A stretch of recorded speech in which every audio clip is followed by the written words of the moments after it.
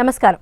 మనం ఇంట్లో చేసుకునేటువంటి నిత్య పూజ కాకుండా కొన్ని రకాలైనటువంటి పూజా కార్యక్రమాలను ఎలా ఆచరించాలి, ఎలా ఆచరించినట్లయితే ఉత్తమ ఫలితాలు ఉంటాయి అనే వివరాలు తెలియజేయడానికి మనతో పాటు ఉన్నారు ఆధ్యాత్మికవేత్త గోపీకృష్ణ శర్మ గారు. మరి వారిని అడిగే మరిన్ని వివరాలు తెలుసుకుందాం. నమస్కారం అండి. నమస్కారం. గురువు గారు, మనం చేసుకునే నిత్య పూజ విధానం కాకుండా ఇప్పుడు సత్యనారాయణ వ్రతాలు కానీ లేదా ఇప్పుడు రాబోతున్నటువంటి ఏకాదశి కానీ ఈ పర్వదినాల్లో ప్రత్యేకంగా ఏమన్నా పూజా విధానం ఉంటుందా? ఆ పూజా విధానాన్ని మాకు వివరిస్తారా? తప్పకుండా. ప్రతి నిత్యం చేసుకునే పూజల కంటే కూడా విశేషమైన పూజలు చెప్తూ ఉంటారు. ఏకాదశి వ్రతమైన దాంట్లో విశేషంగా ఏకాదశులు చాలా రకాలుగా ఉన్నాయి.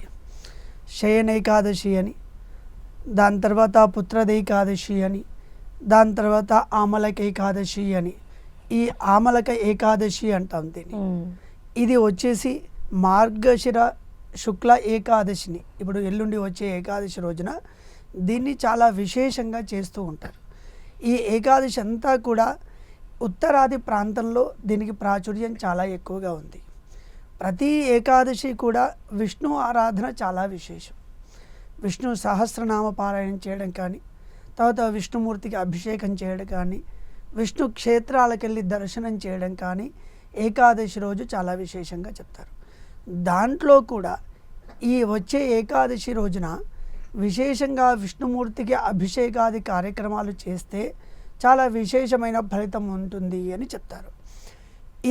ఈ రోజున ఏకాదశి రోజున విష్ణుమూర్తికి తులసి పత్రాలతో అర్చన చేయమని చెప్తారు.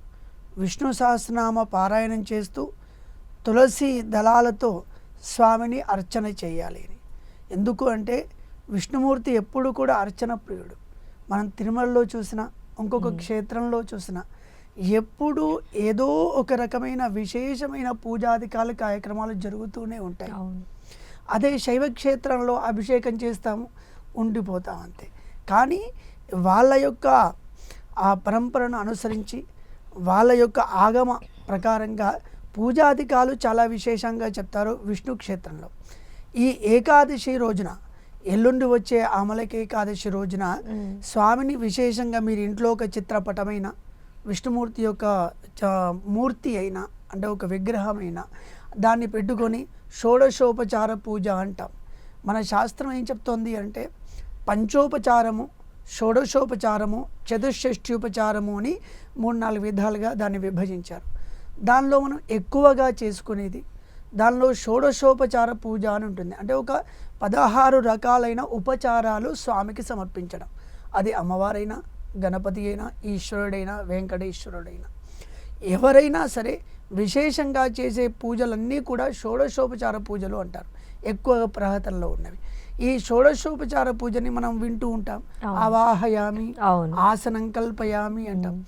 ఈ షోడశోపచార పూజ అంటే ఏంటో ఒక్క నిమిషం మాట్లాడుకొని మనం ముందుకు వెళ్ళిపోతాం.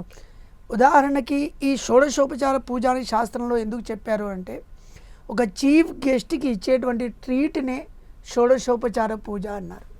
ఉదాహరణకి ఆవాహయామి అన్నాం అంటే ఏంటి అంటే ఇన్వైట్ చేయడం. మనకంటే చాలా గొప్ప వ్యక్తిని మన దగ్గరికి రావాలనుకున్నప్పుడు మనం ఏం చేస్తాం, వాళ్ళ ప్రోటోకాల్ తెలుసుకొని అక్కడికి వెళ్ళి వాళ్ళని ఇన్వైట్ చేస్తాం. దాన్ని ఆవాహయామి అన్నాం. ఇక్కడ ప్రోటోకాల్ ఏంటి మరి అంటే భక్తి శ్రద్ధలు ప్రోటోకాల్. భగవంతుని యందు పత్రం పుష్పం ఫలం తోయం యోమే భక్త్యా ప్రయచ్చిది అంటారు. నువ్వు పత్రం వేసావా, పుష్పం వేసావా అని భగవంతుడు చూడు. నువ్వు